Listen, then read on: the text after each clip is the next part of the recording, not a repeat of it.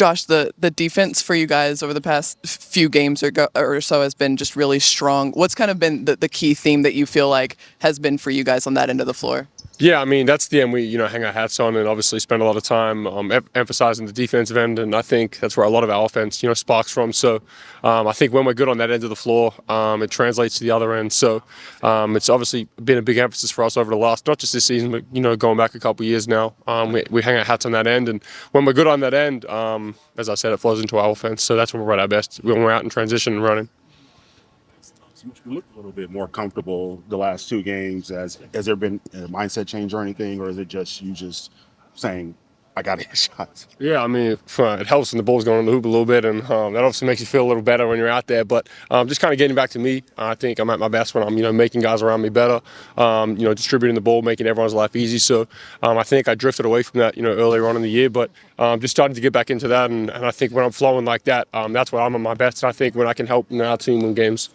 Last year you had the change in the shot. This year is kind of a change of using your strength and length to get more downhill and into the paint more.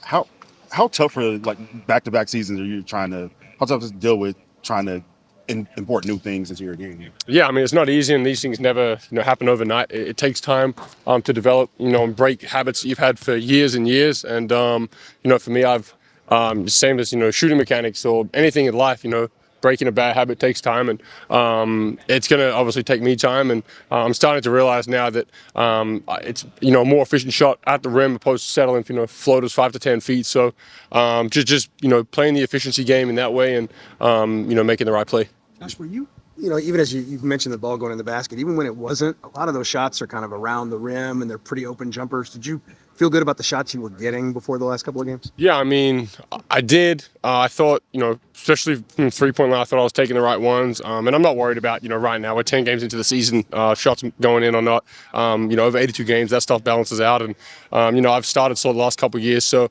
and I figured out, ways to get myself back into the game. And, I'm not worried about shots. They'll start falling. And it's just about taking the right runs, making the right read and the right play to help our team, be as successful as we can. How tough is it to play a team that's missing two key guys tonight? And it seems like most of those opponents you play, other guys step up.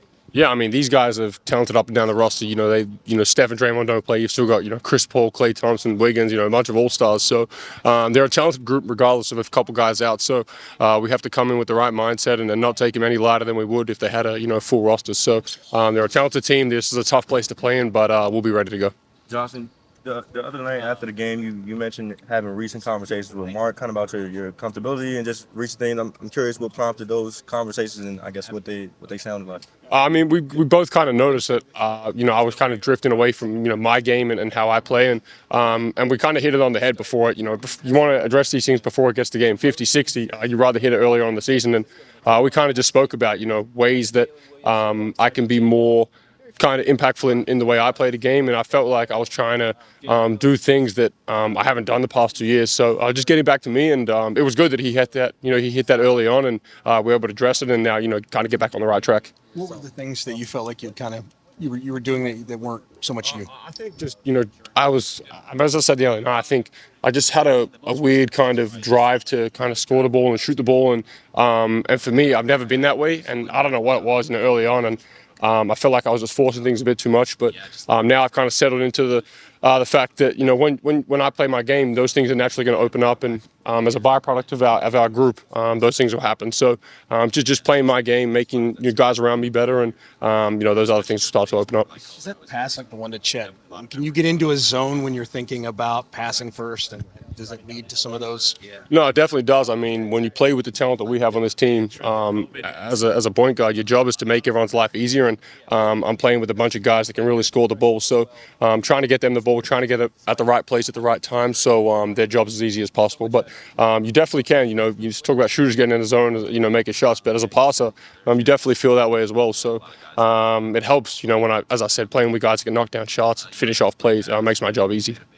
Have experience going against teams that are shorthanded. What have you noticed about opponents when they have stars missing, and do they double down on kind of their identity, or do they do things that you might not have on the scouting report? I don't think so. I mean, at the end of the day, everybody's NBA players. Everybody's elite players. So, they're all here for a reason, and they all can make plays. So, it's still gonna be a tough matchup. They still got some Hall of Fame type players, so it's still gonna be a big challenge. We still got to approach the game the same way.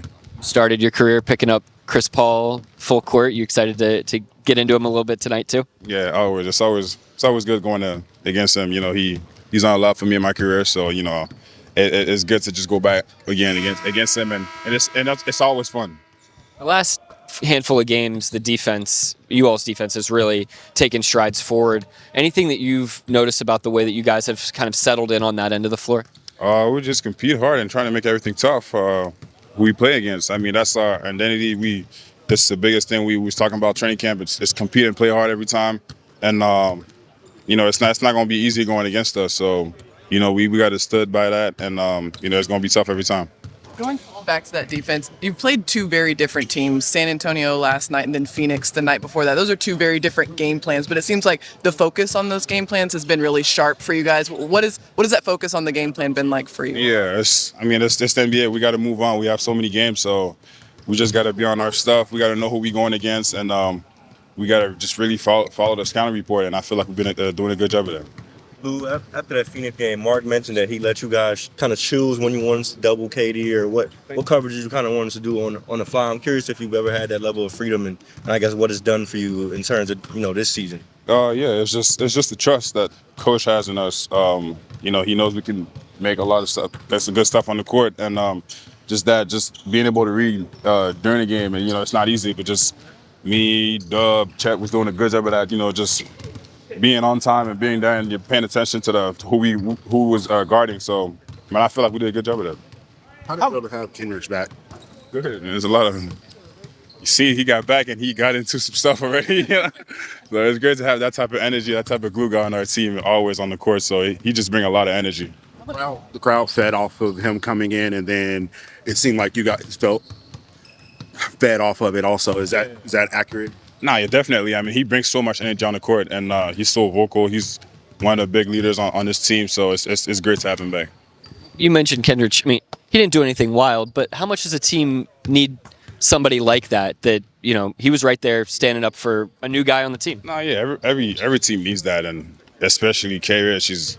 He's gonna bring it every time, and just whatever he did just brought a lot of energy to the team. And after that, I feel like we just rose up to the energy and we start playing harder. No Steph tonight, but how dangerous can Clay be out there? He can be real dangerous. I mean, let's say last season when I think Steph was out or whatever, he went for 40 points. He's still a great player, and then he can make a lot of plays. So we still got to approach the game the same way.